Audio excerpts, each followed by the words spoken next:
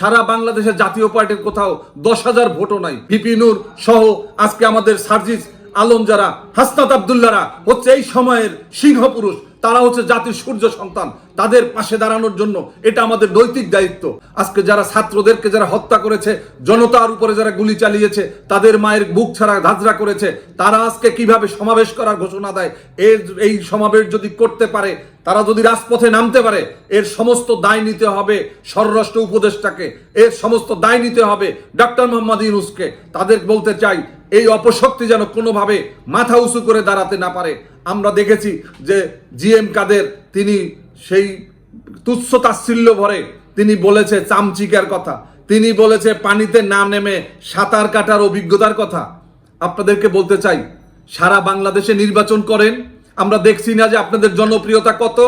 সারা বাংলাদেশে উপজেলা নির্বাচনে কয়টা উপজেলা আপনারা পেয়েছিলেন? একটা উপজেলাও তো আপনারা পান নাই। জেলা পরিষদে আপনাদের কোথাও কোনো প্রার্থী পাশ করেছে? ইউনিয়ন পরিষদে কোথাও কোনো চেয়ারম্যান আছে? শুধুমাত্র হাসিনা এই বানরের পিঠা ভাগাভাগির মতো যখন আপনাদেরকে এমপি দিয়েছে, এই এমপি কয়েকজন হয়েছেন। সারা বাংলাদেশের জাতীয় পার্টির কোথাও 10,000 ভোটও নাই। আজকে তারা গলা বড় বড় বাগাড়ম্বর ছাড়ছেন। আজকে ভিপি নূরকে নিয়ে তুচ্ছ তাচ্ছিল্য করে যারা বক্তব্য দেয়, তারা গণতন্ত্রের দুশ্মন, তারা এই দেশের মানুষের দুশ্মন। ছাত্র জনতার অভ্যুত্থানের বিরুদ্ধে তারা অবস্থান নিয়েছে। আজকে ভিপি নূর সহ আজকে আমাদের সার্জিস আলম যারা, হাসনাত আব্দুল্লাহরা হচ্ছে এই সময়ের সিংহ পুরুষ, তারা হচ্ছে জাতির সূর্য সন্তান। তাদের পাশে দাঁড়ানোর জন্য এটা আমাদের নৈতিক দায়িত্ব।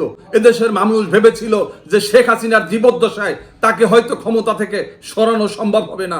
এটা ছাত্র জনতার এই রক্তের মধ্য দিয়ে, ছাত্র জনতার যে গণ অভ্যুত্থানের মধ্য দিয়ে আমরা এই পরিবর্তন পেয়েছি। এজন্যই ছাত্র জনতার পাশে আমাদেরকে দাঁড়ানো নৈতিক দায়িত্ব।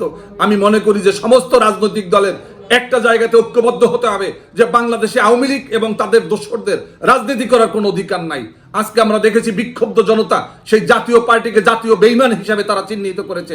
আজকে জাতীয় পার্টির অফিসকে তারা টয়লেটে পরিণত করেছে। এই কারণে যে তাদের সমস্ত কিছুর একটা শেষ আছে। তারা 17 বছর জনগণের বিরুদ্ধে যখন আজকে আমার ভাইদের উপরে যখন গুলি করেছে, তখন জিএম কাদের কোথায় ছিল? যখন দেশের ছাত্র জনতাকে যখন হত্যা করেছে, প্রায় 2,000-এর বেশি মা বোনের সন্তানকে যখন হত্যা করে বুক ঝাঁঝরা করেছে, তখন এই জিএম কাদের কোথায় ছিল? তখন তিনি কথা বলেননি কেন? তাদের ভূমিকা কি ছিল? যার কারণে বলবো এনাফ ইজ এনাফ, অনেক হয়েছে। এদের এখন আইনের আওতায় নিতে হবে এবং তাদেরকে সঠিক বিচারটি তাদেরকে বুঝিয়ে দিতে হবে।